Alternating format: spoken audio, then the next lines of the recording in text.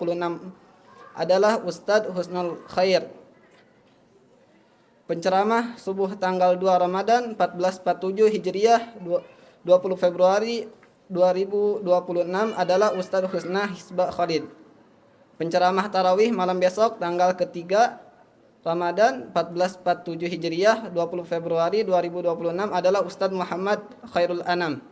Saat ini DKM Baitul Mukmin dapat menerima donasi, zakat, infak, dan sedekah via online atau donatur bisa berdonasi langsung melalui jalur keuangan digital via scan QR Code Kris.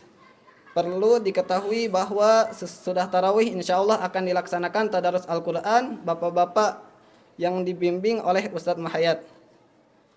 Wassalamualaikum warahmatullahi wabarakatuh. Kepada Ustadz kami persilahkan.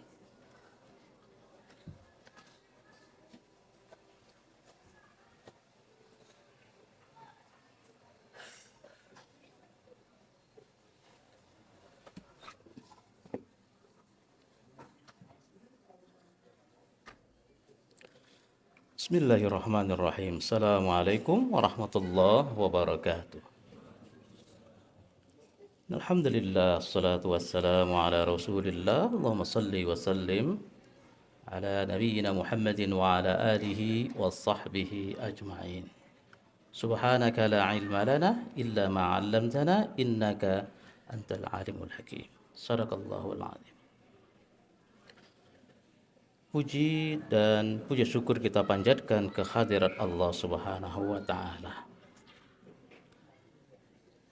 Mensyukuri nikmat itu adalah menjadi indikator kebahagiaan seorang muslim.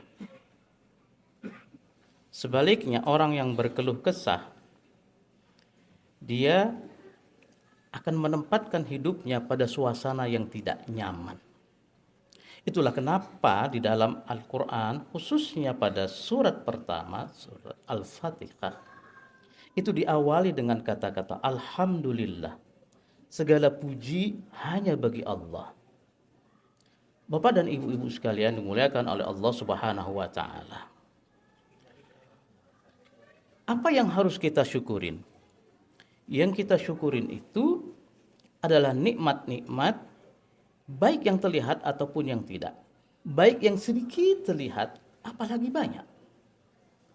Imam tadi barusan mengutip salah satu ayat yang menyebutkan kata nikmat Allah itu dalam bentuk mufrad. Mufrad itu tunggal.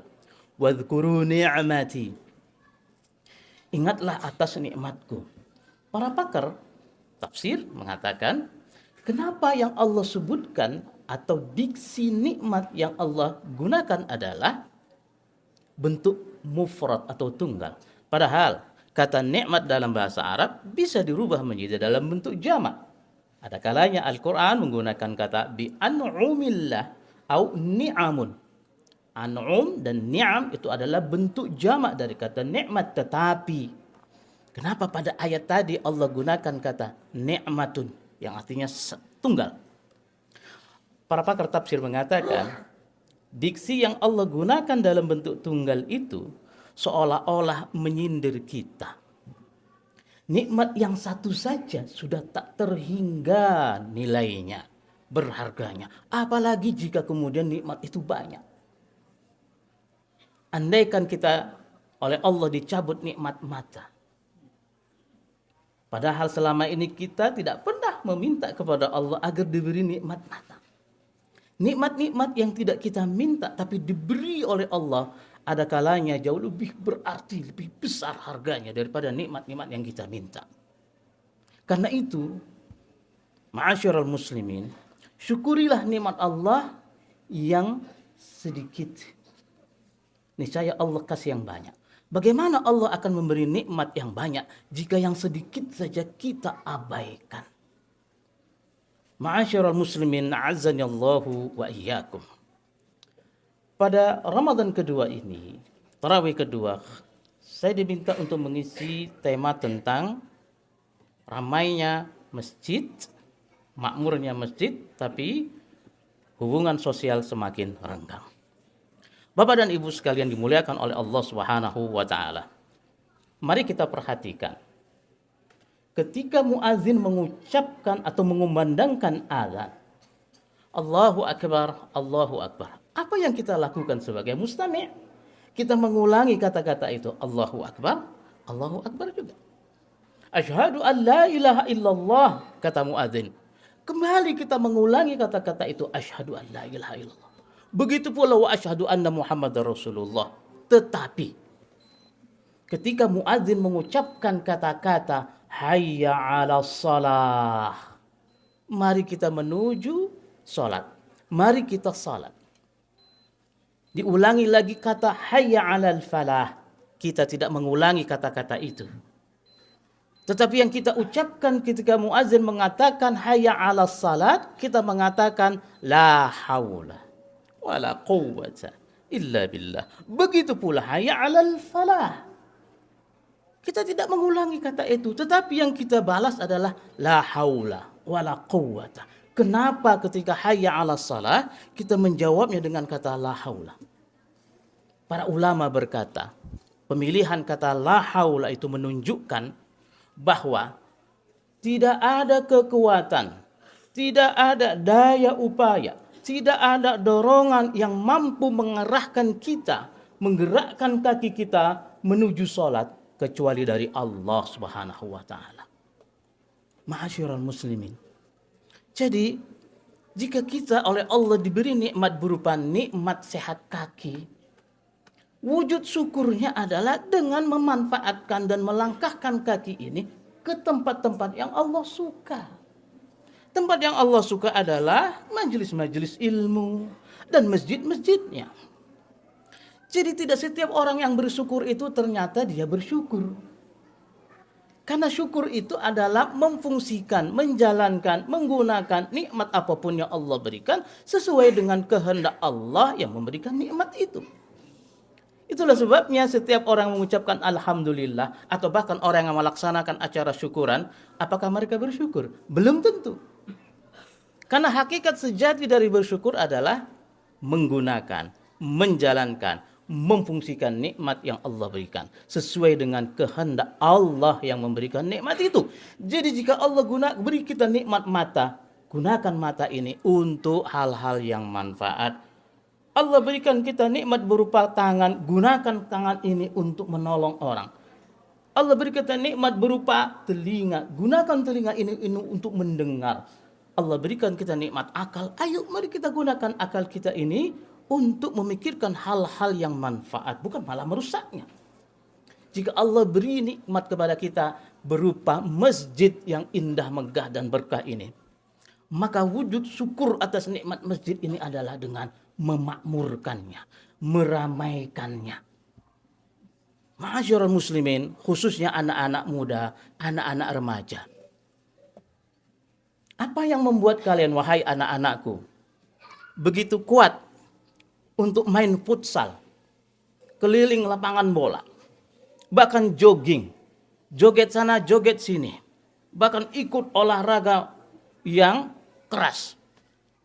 Kuat kaki kalian melangkah ke gunung, ke bukit, mengeliling alun-alun. Tapi kenapa tidak kuat kaki kalian melangkahkan ke masjid ini? Wujud syukur atas nikmat kaki itu adalah ayo, langkahkan kaki kalian ke masjid. Setiap kali kalian mengunjungi masjid ini, insya Allah kalian akan bertemu dengan orang-orang yang dalam Al-Quran disebutkan innama ya'muru masajidallah man amana billah wal yaumil akhir. Artinya yang datang ke sini adalah orang-orang yang beriman kepada Allah, yang punya niat baik. Bedakan ketika kalian, wahai anak-anak remaja, datang ke kafe-kafe, datang ke diskotik, na'udzubillah, datang ke tempat-tempat yang dimana di dalamnya banyak maksiat. Na'udzubillahi min zalik. Bapak dan Ibu sekalian yang dimuliakan oleh Allah Subhanahu wa taala. Karena itu, wujud syukur kita atas nikmat masjid ini, mari kita makmurkan masjid ini. La masjidun ussisa 'ala taqwa. Sungguh masjid itu dibangun atas dasar takwa. Allah tidak gunakan kata-kata yang lain selain kata-kata takwa. Jadi masjid itu bukan hanya sebatas tiang-tiang. Masjid itu bukan beton-beton yang kokoh. Masjid itu bukan kerangka besi dan baja. Masjid itu bukan menara yang menjulang tinggi. Masjid itu bukan karpet permadani dari Persia. Bukan itu. Masjid lebih kepada fungsi. Masjid kepada penggunaannya untuk apa? Masjid adalah untuk menjadi sentral yang menjiwai, menginspirasi masyarakat sekitarnya. Keberhasilan sebuah dakwah masjid tidaklah ditandai atau dibuktikan dengan masjid ini terliput oleh media. Masjid ini ramai karena penceramahnya kondang-kondang. Dakwah masjid ini ramai karena gelak tawa jamaahnya. Dakwah di masjid ini berhasil karena pakaiannya putih-putih semua. Atau boleh jadi karena dakwah ini berhasil karena jamaahnya menangis semua. Tidak. Indikator keberhasilan dakwah di masjid ini bukan hanya ditandai dengan hal-hal yang tadi disebutkan. Keberhasilan dakwah di masjid dan dimanapun tercermin pada ada atau tidaknya perubahan yang terjadi di masyarakat sekitarnya. Perubahan dari tidak tahu menjadi tahu. Perubahan dari awalnya berkata-kata kasar menjadi santun. Perubahan dari awalnya enggan ke masjid menjadi rajin ke masjid. Perubahan yang terus terjadi dan seterusnya. Tidak ada yang tidak berubah kecuali perubahan itu sendiri. Begitu kata filosof barat mengatakan. Ma'asyiral muslimin na'azzani Allahu wa iyyakum. Karena itu jangan sampai kemudian masjid yang ramai justru kondisi hubungan sosial masyarakat jadi semakin renggang. Tidak bisa dipungkiri kemajuan teknologi berupa HP ini kadang-kadang justru membuat hubungan sosial di antara kita semakin jauh. Tidak jarang kita menemukan orang-orang bertemu dengan tetangga hanya seminggu sekali, itu pun di hari Jumat. Kadang-kadang setahun sekali, itu pun di hari raya Idul Fitri. Ma'asyiral muslimin na'azzani Allahu wa iyyakum. Indikator berikutnya keberhasilan dakwah di masjid adalah warganya semakin rukun, warganya semakin damai, saling menguatkan, saling menasihati dalam kebaikan. Karena itu, mari kita makmurkan masjid ini, mari kita ajak anak-anak dan keluarga kita untuk melangkahkan kaki ke masjid. Kaki yang enggan, malas, berat ke masjid, bagaimana mungkin kelak akan mengantarkan kita ke surganya. Barakallahu li wa lakum.